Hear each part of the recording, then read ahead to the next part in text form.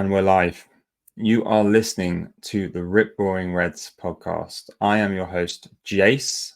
I am co-hostless this evening, as you may notice that Grev is missing.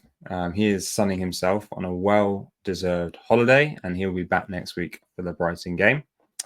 But for this pod, I'm going to debrief Arsenal's 2-0 victory away at Villa Park against Arsenal's old manager, Unai Emery, and his Aston Villa side.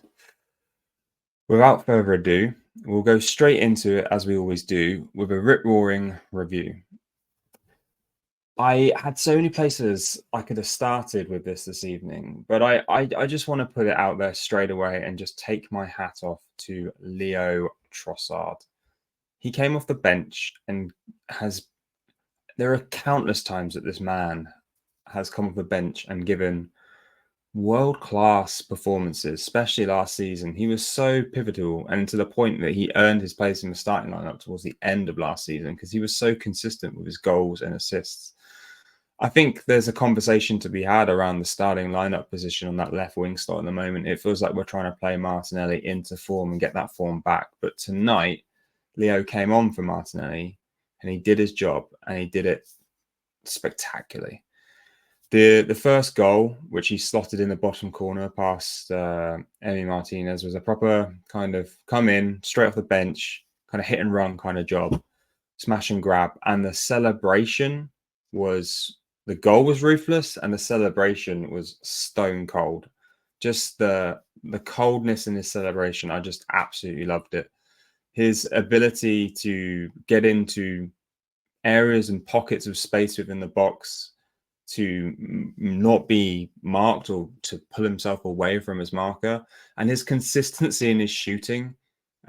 He's got an amazing left foot and right foot, as far as I'm concerned. That he could have taken that touch. He could have taken a touch if he wanted, but he took it first time, bottom corner, right past Martinez. He had no chance.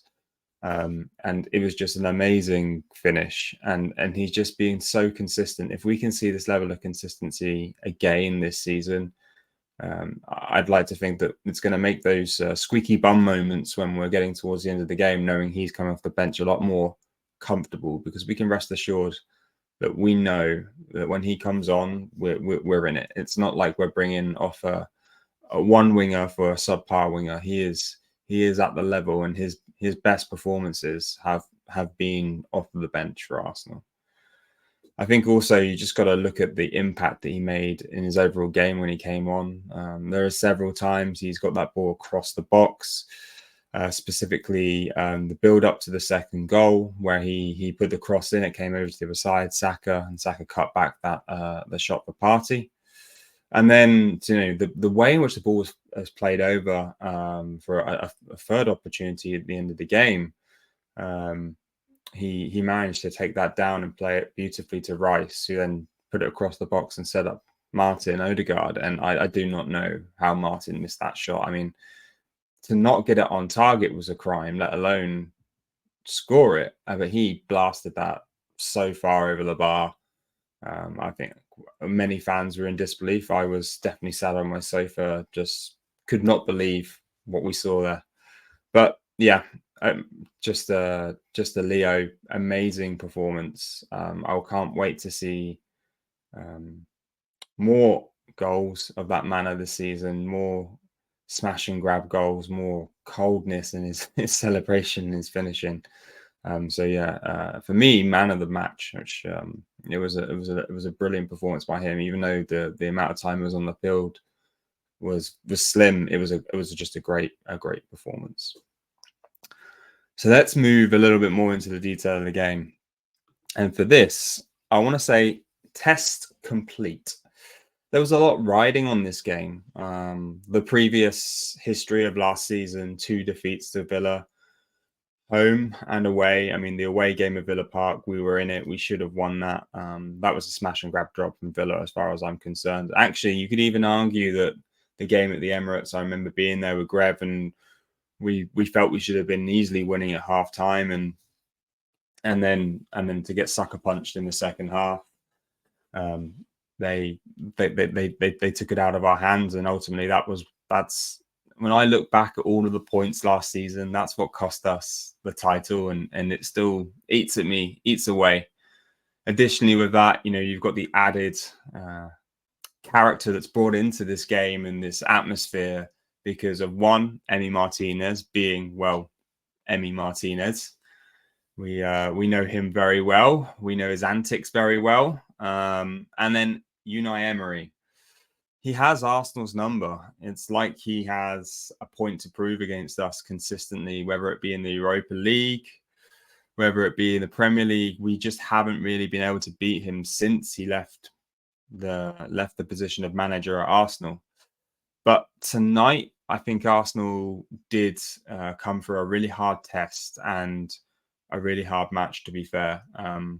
It was a game that was an even game from the eye.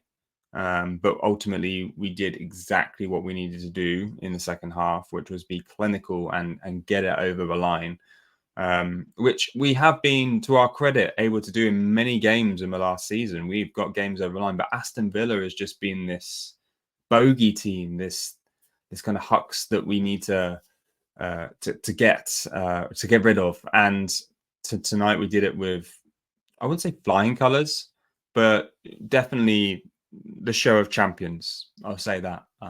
Second game of the season, going in and saying that straight away.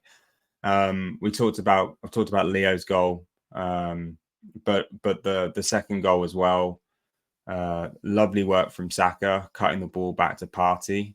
Partey doing his kind of trademark, what I would call, shot with his right foot. We've seen him do one against Spurs before. I think he's done it twice, actually. But this time he kept the ball low, managing to keep it between the posts, and to slot it in the corner. I wasn't say past Unai Emery, but let's be honest, I think every Arsenal fan can take pleasure in the fact that Emi Martinez should have saved that. His sloppy hands brought a smile to my face, and I'm sure many others. I've seen many memes going around on X or Twitter, a number of WhatsApps between friends in our football group that Gregor and I have. There's an Aston Villa fan in that group. So a little bit of banter back and forth is always good fun. But for me, there's a lot of pleasure in after everything that Emi Martinez has said about Arsenal, the way he behaves, the persona he creates. It's always a joy to see him lying face palm on the ground with the ball in the back of his net after really ultimately a save that he should have made. If we look at the midfield, I think there's some interesting things on the eyes versus the stats, because I wanted to talk also about midfield transitions. I think if we reflect on this evening's performance tonight, I'd say that we keep getting caught a little bit in the moment in midfield transitions. Odegaard is superb. I don't have any challenges or concerns of Odegaard. Partey, not so much. I think that we've seen some slowness and fatigue in his game, his strength as well. His stats in the Brighton game were really good. I don't have his stats to hand for the Aston Villa game, but on the eye, he didn't look so good. And I think it's timely that Merino is coming in. It's going to give us more options in midfield where we can drop Rice back in, play Merino in the 8. I think Partey still has something to play this season for Arsenal. I don't expect him to be here next year. But if I compare it also, I just want to pull in a couple of stats, specifically the field tilt. The field tilt was heavily in Arsenal's favour, 63% to 36%. And over the game, we pretty much dominated it on average. It was actually heavily in Arsenal's favour. So maybe my opinion of what I'm talking about here with some of the sloppiness from Partey and the strength and pace that we're seeing going isn't actually reflected in the field tilt and the control that we had during the game. Moving on a little bit just into some of the other stats as well. Like last season, I think we had a 3.7 XG at Villa expected goals. And today it was just 1.6. That's low for us, really. Aston Villa matched us there with 1.6 xg, and I think that is a reflection that this was a really hard game for us. Villa had more shots, but as always, we were highly significant in regards to pass numbers. I think we were 3-3-7 for Villa, sorry, and 5-1-8 for Arsenal. Just a fact check that. Yep.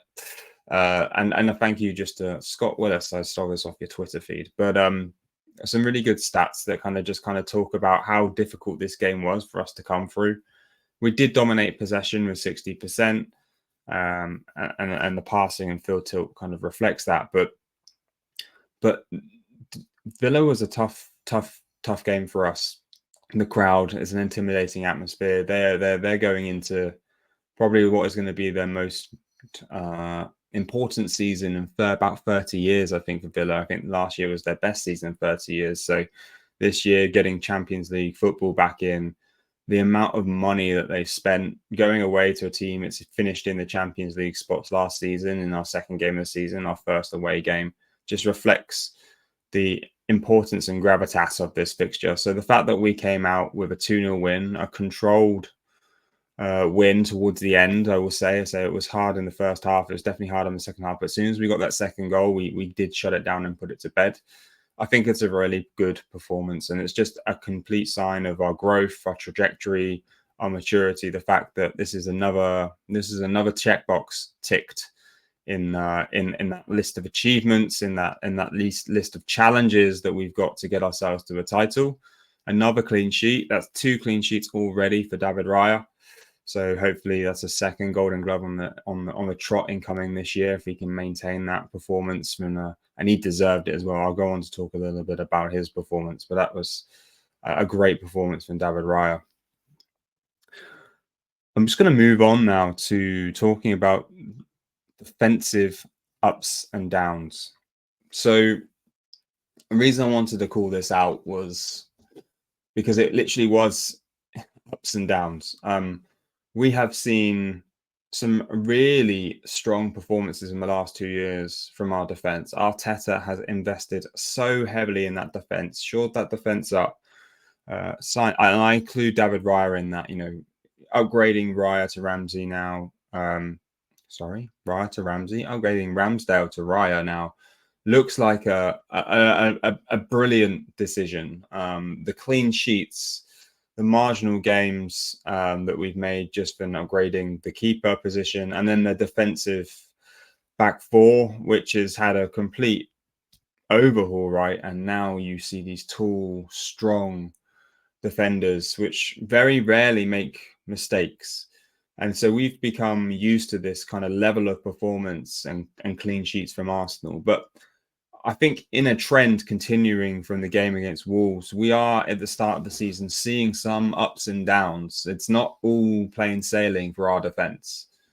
I think we just have to kind of call out some rustiness and some sloppiness still that Greg and I talked about last week.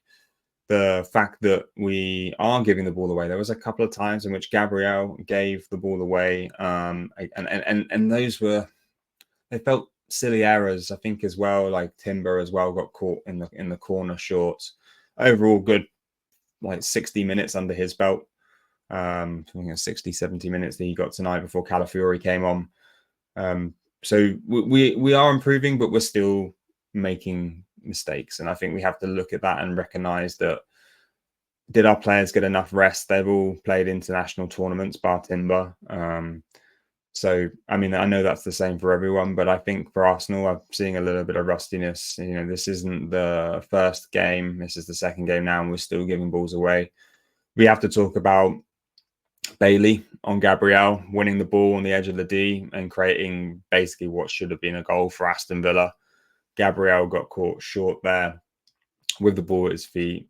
He was overpowered by Bailey, which is a little bit concerning. A player of Gabriel's strength should be able to do something, but he was caught off guard. Bailey won the ball, and Ollie Watkins, fortunately, shall I say, was not able to convert. Saliba, on the other hand, I want to talk about some of the ups now. Saliba was an absolute beast when it came to taking on Jacob Ramsey. at the end of the game. The speed at which he was able to get back at Ramsey, who was through on the left-hand side of the pitch, the precision and the timing to slide basically in the box, which is always concerning, right, when you're making a last-ditch tackle in the box. To win that ball and make that tackle was brilliant. And the fist pump. Oh, I mean, I was fist pumping. He was fist pumping. The Arsenal players were screaming. They celebrated that like a goal, and it was a superb tackle. And Saliba's just putting in first class after first class performance. And I'm biased, but there's no doubt for me he is the best player in the Premier League, and possibly, best player. Definitely best defender in the Premier League. Maybe he's the best player in the Premier League. Who knows?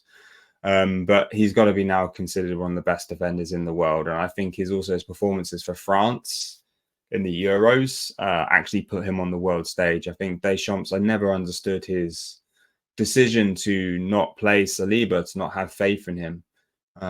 But he had to play him in the Euros. He took that, what he considered was a gamble. It wasn't a gamble. Saliba was world class, absolutely world class. He's been Ligue 1 Team of the Year, 2 years on the trot Team of the Year in the PFA or in the Premier League. So this is a world class centre back, and he's just maturing and getting better and better. And I'm so happy that we have him locked down to a contract, because we need he is the spine of our team. I think we need to also just talk about David Raya. Another clean sheet, and most importantly, that save from Ollie Watkins' header. I'm not going to lie, I expected Ollie Watkins to score that. I think everyone knows that on this pod, I'm a little bit of an Ollie Watkins fan, but he had 2 sitters. He should have scored the first one. He put that wide, but the second one, the header, he had the whole goal. Maybe he could have headed it a little bit further away from Raya, but Raya was down on the ground from the ball. It just bounced off the bar. And the reflexes, the timing, just the energy to get back up and jump and leap to his left to save that header for Ollie was superb. Like, I mean, again, I don't keep using the word world class, but it was world class. Reminds me of the David Seaman save, for anyone who remembers it, against Sheffield United in the FA Cup. It wasn't quite behind him, but just the energy and the ability to get across the goal and make that save. That's, I think I've counted now, that's 4 points as far as I'm concerned this season that he has that he's given us. There was a save that he managed to catch against Wolves where it was dropped down to his right and he just managed to get hold of it. I considered that 1 point because we were only going to draw that or win that. But today, I mean, if Ollie had scored that, then that's potentially 3 points for Villa, because it's a different game potentially. So from far as I'm concerned, that's 4 points already that he's saved us this season. So when people say a good goalkeeper gets you points, he really does. And I'm not saying Ramsdale doesn't save those either, but I think it is marginal gains. And I think the proof is in the pudding now with him. No one's complaining. We're not having the conversation about two first choice goalkeepers now. The first choice is clear. So about wraps up just the analysis of the Villa game. I wanted to, as this is a big week, it's the last week of the transfer window, I wanted to talk about the incomings and outgoings this week. So let's move it across. So first of all, I just want to say a little bit of a thank you to Fabio. I think it's been, Fabrizio Romano has now said the words, I think, officially, or at least he's tweeting about it, which is Fabio's going on loan to Porto. I don't know if this will be the end of his Arsenal career, but it certainly leaves us short on attacking options in the forward and midfield area. He's played on the right wing as backup for Saka occasionally. He has covered Odegaard. We have Nyanweri coming in this season. I hope this is going to be a breakthrough for him. It shows Arteta must have amazing faith in Nyanweri if he's going to let Smith Rowe and Vieira go this season. And I don't know if this is the last that we'll see of Fabio in Arsenal shirt, but I have a few fond memories of him. Definitely when there's a few times he's come off the bench, and I've been in games at the Emirates where he's really stepped up and he's took it to the opposition when we actually didn't expect him to. He does have a little bit of the Odegaard drive at them at times, and he has a creative spark. So these are my fond memories of him. But I think overall, we know he struggled with the physicality of the Premier League. I think he will be a great player from from a technical perspective, and technically in the right league, he can be brilliant. He fits a Portugal lineup. He fits a Portuguese league, a Spanish league, but right now he doesn't really fit into a Premier League squad, especially a title-winning team. For us, it's a go for it season, as far as I'm concerned. It's now is the time where you cannot be caught short, and if Arteta feels that he can let him go, that tells me that he isn't at the level that we need him right now.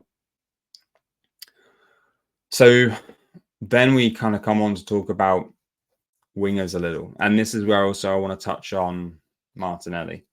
I think, first of all, we need to consider that we do need a backup for Saka.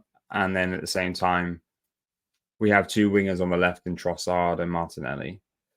But Williams from Athletic is the only real winger I'm still seeing rumours about. The £49 million release clause, that would have to be paid in full if we're going to secure his services. And that seems unlikely because I think he said he wants to stay. I think he actually wants Barcelona. But if we activate that release clause, I can see a little bit of a Thomas Partey style last minute dash like we did at Atletico. Also, Arsenal have history in this department.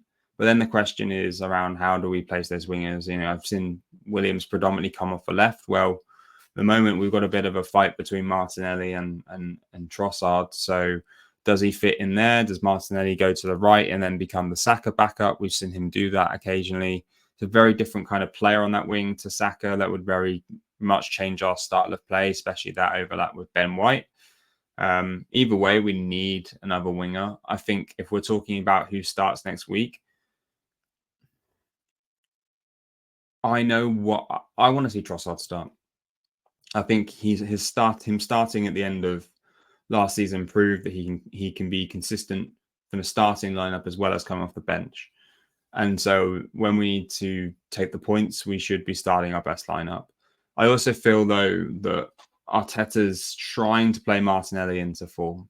He's trying really hard to give him the opportunity to play himself into form. But the challenges that I saw in the game against Villa were very clear. He's not being as direct as he used to. I remember him when he used to just run at defenders with his pace, and this kind of naivety of the fact that he could just take on players and not even worry about anything else, or whether he had the strength, whether he had the pace to beat them.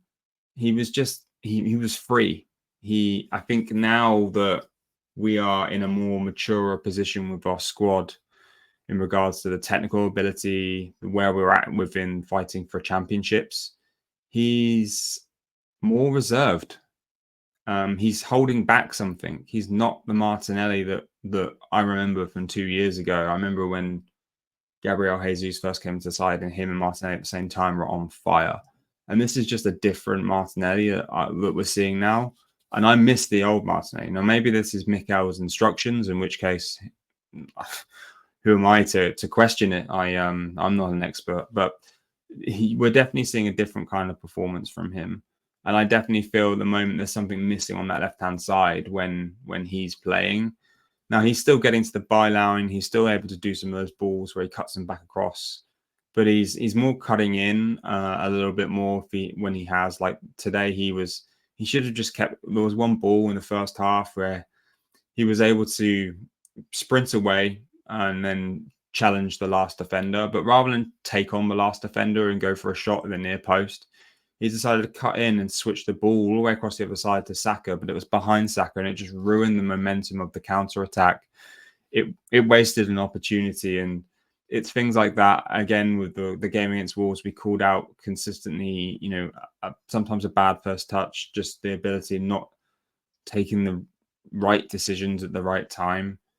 And I don't want to grate on Martinelli. It's just becoming a theme. I've watched several other conversations between Arsenal fans and me and Greg when we talk about it. We're not the only ones talking about it. And I think in the moment when you have Trossard coming on and playing the way he's playing, I think we have to do what's in the best interest of the team. Along with that, I still think we have to do what's in the best interest of the team in the transfer window as well. And so I would be personally activating that £49 million release clause, Edo, if you're listening. But I don't think Edu is going to be listening. So we'll see. We'll see. It's going to be an exciting week with incomings. In addition to a winger, there's conversations around whether we need a number 9, right? So Eddie didn't play. He was on the bench, but I'm assuming that just because of Jesus' injury. And I'm assuming that the deal with Forest is almost done. Jesus rumored to have a groin injury. And the question really is this a clear warning sign that we still need to be on the lookout for another striker? We've seen Jesus' injury record since he's been here. He's not been consistently fit, and I don't think we've still seen the form that we saw from Jesus in his first 4 months before he got injured for Brazil in the World Cup. And with the squad that we have, the opportunity that we have this year, this is the 3rd year now, and I feel like this is the season we have to take it. So if we need to be a bit ruthless and bring in a striker, I feel like this is the year. I know that there's rumors we might want to wait for next year to get, is it Shesko, I think, might be saying that wrong, but the striker from Leipzig who wanted to stay for another year, maybe that's something that we want to do. But for me, it feels like now is the time. Obviously, we've seen the striker Osimhen in Napoli. Not sure if he's going to be the right fit. I'm going to murder the name, so I'm not going to say the name, but the striker at Sporting Lisbon, who has been, even this year, coming back and consistently scoring on goals. He's the one that I would like to see. Don't get me wrong, I still think there's an opportunity for Jesus this season. Havertz is, for me, the number 1 at the moment with his consistency that he's showing. But if we have any doubt about Jesus, we should be getting another striker in by the end of this window. I think there's just moving on a little bit to talk about some outgoings. So 2 key outgoings I think that potentially could be made before the end of the window. Still unclear on the Ramsdale situation. I think we know that Southampton are interested, and that's looking like a loan. I don't know if there's an obligation to buy in there or not. I think it would be crazy for us not to try. And then Wolves as well are looking to be still interested as well. So there's a couple of options potentially for Ramsdale. I think we all know that he needs games, and we need to bring in another keeper as well if he does go. I think there's conversations about the keeper from Espanyol coming in as a reserve keeper. That's another Spanish keeper as well. So 2 Spaniards with I don't know if the goalkeeping coach is Spanish as well, but there could be a little click there. So it makes sense. But yeah, I want to see Ramsdale playing. He's too good to sit on the bench. He was an amazing servant for us, and I hope that one of these moves is to his liking and that he can fight for his place back in the England squad as well. There's a new manager coming in to the England squad, and that doesn't mean that Pickford's going to be the guaranteed starter anymore. The loyalty of Gareth Southgate has left the building. So there's an opportunity for Aaron there. And then if we just move on to Reece, I've not seen any rumours about Reece, but my question is, surely he needs to go. He can't continue to be the Saka backup, and he's not at the level that we need at the moment for a Saka backup. I did see him come on today. I thought he was okay, but ultimately we need a world-class winger. We need one more world-class winger, and I think Reece again is someone like Nketiah, like Smith Rowe, who just deserves minutes, he's a good Premier League player and he deserves to be a starter on a team, but it's just not a team that's going to be competing for the title. So it'd be interesting. It's going to be a very, very busy week, I think, for the Arsenal executives. There's a hell of a lot of work that's going to need to be done. I think Mourinho deal was done now, but not maybe been officially announced. Eddie deal looks like it's going. The Ramsdale deal is going. Potentially, we've got to at least go for one or two more incomings. Fabio is obviously going as well. I don't know how many people we actually have in the staff there to negotiate and work on those deals, but there's potentially 4 or 5 deals this week. That's incredibly busy, and I just hope that we've got enough resources to get that over the line. So yeah, it's going to be an exciting week. I look forward to doing a podcast properly with Grev next week, so we can talk about hopefully some of the excitement of some of the new incomings and see what we've got to lick our lips at for the rest of the season. So we used to call this the car park. We've moved this to Rival Watch. If I'm honest, I've not really had a chance yet to watch many of the games or any of the games that have happened on the Saturday. But I did check the scores. Obviously, City 4-1 against Ipswich. It's not looking good for Ipswich, but that's a hard start to the season, Liverpool and City on the trot. So hopefully they can give themselves a fighting chance of staying up. But for Man City, Haaland, hat-trick, they're back at it. Hopefully it was an easy opposition. It wasn't too testing for them, and hopefully there'll be harder games for them in the run-in. And then other things to point out, I guess, Man United. I think they're just a gift that keeps on giving. I didn't watch the game. I do not know how well they played at all. But I did see that Brighton scored a 95th minute winner. And as a rival fan, it's just lovely to see Man United losing. At the moment under Erik ten Hag, they just seem to be the gift that keeps on giving. Yeah, I mean, I don't know what they're doing, but it's great to watch as a rival fan, right? So yeah, I guess for this evening that kind of wraps up the game. So we've wrapped up a lovely review of the Villa game, a hard game, a test completed. We move on to the next one away at Brighton. Hopefully, Grev will be back next week to help us dissect that Brighton game. So we'll probably I'm going to be at the game, and I think Grev's back in the country, so on the Sunday. So hopefully we can get into the details of that one on the Sunday evening or later on that week. And if you've been listening to all of this and listened to me rabbled on, thank you for watching or listening. If you've enjoyed this episode, please please subscribe, leave a comment. If you're listening to this on your podcast provider's choice, please give us a star rating, 5 stars if possible. And again, leave a review if you wish. And that's it really for me. So until next week, have a great rest of your weekends and enjoy. Cheers. Come on!